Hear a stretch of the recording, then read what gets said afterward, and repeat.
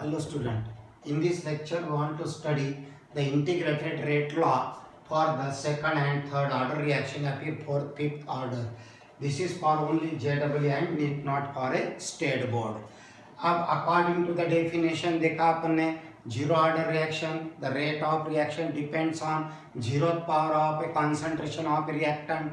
First order rate of reaction depends on the first power of the reactant, concentration of a reactant. वैसे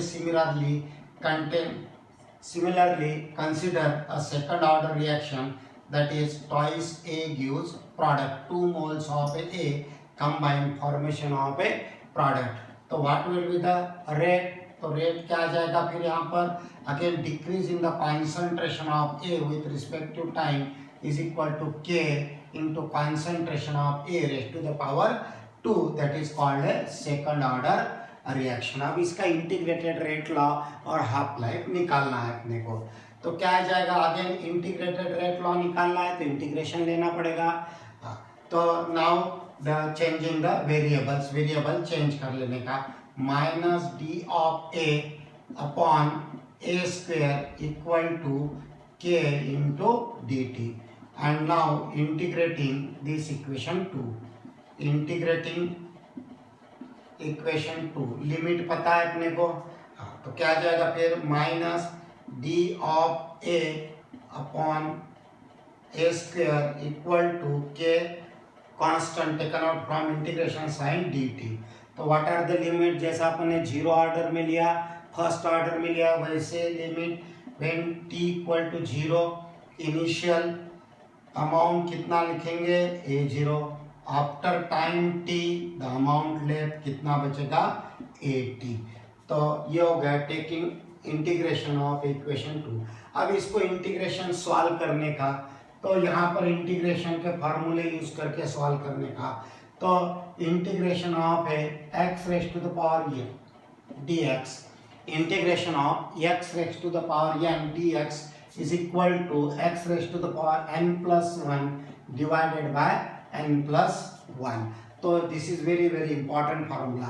जैसा आपने यहाँ पर second order लिया n equal to 2 हो गया, third order, fourth order, fifth order ये formula लेके सॉल्व कर सकते हैं. उसके बाद में दूसरा formula integration of d x equal to x. तो ये दो फार्मूले यूज करके अपन सॉल्व कर सकते हैं. अब यहाँ पर what is the value of n, n की वैल्यू कितनी होगी -2, n की वैल्यू कितनी होगी -2. तो व्हाट इज इट्स इंटीग्रेशन, क्या आ जाएगा फिर a raised integration a raised to the power, कितना लिखोगे यहाँ पर n प्लस 1. तो यहाँ n की वैल्यू कितनी होगी -2 प्लस 1, ये होगा इसका इंटीग्रेशन, और divided by n plus 1.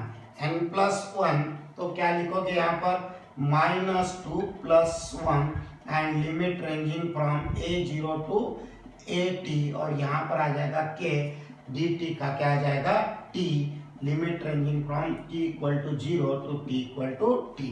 This is the important point. तो फिर से देखो, repeat again, let us see, consider a hypothetical reaction. It is the second order, that is the rate of reaction depends on the concentration of a second power of the reactant.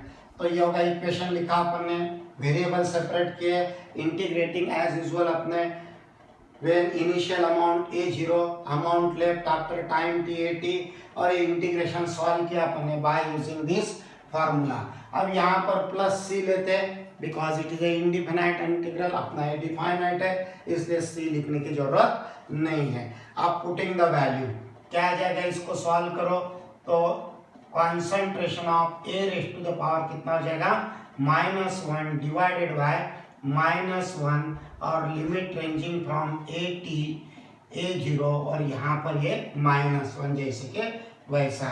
यहाँ पर के putting the value upper limit minus lower limit यहाँ पर, तो ये minus minus cancel हो जाएगा, और फिर से upper limit minus lower limit hence. तो क्या आ जाएगा फिर यहाँ पर a raise to the power -1 है, इसका मतलब क्या लिखोगे 1 upon a raise to the power -1.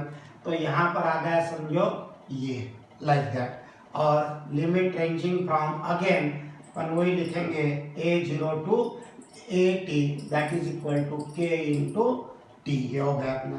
Now putting the value क्या आ जाएगा फिर 1/80 upper limit minus lower limit is equal to K into t. तो K इक्वल टू क्या आ जाएगा फिर 1/t in bracket 1/80 minus 1/A0.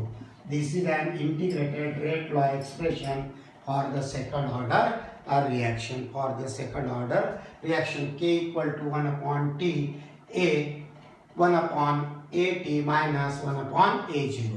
अब इसका हाफ लाइफ इक्वेशन भी अपन देख सकते हैं। तो how to calculate half life? Half life पता है अपने को। What is the half life? That is the time required to decrease the half of the initial amount. आधा खर्चा होने के लिए कितना टाइम लगेगा? That is called half life. अब यहाँ पर अपन वैल्यू पुटअप करके इसको रीअरेंज करेंगे। t के बजाय t हाफ लिखेंगे।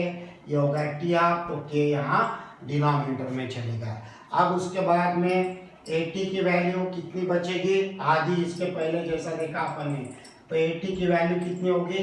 Initial divided by 2 minus 1/A0। ये अब यहाँ पर A0 अपन ने कॉमन आउट निकालेंगे, क्या आ जाएगा? K into A0। तो यहाँ क्या बचेगा ऊपर जाके?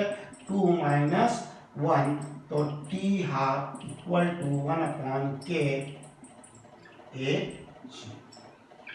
By using this you can calculate the half life for the second order reaction. वैसे सिमिलरली थर्ड ऑर्डर रिएक्शन के लिए निकालने का, तो यहाँ पर थर्ड ऑर्डर के लिए क्या लेंगे? 3A gives a product, तो K into A raised to the power 3 and solving the integration। तो ऐसे अपने को इंटीग्रेटेड रेट लॉ मिलेगा फॉर द थर्ड ऑर्डर। और वैसे calculate the t half when, तो हाफ लाइफ के लिए क्या लेंगे? When t equal to t half, तो अमाउंट लेफ्ट ये t कितना लिखोगे?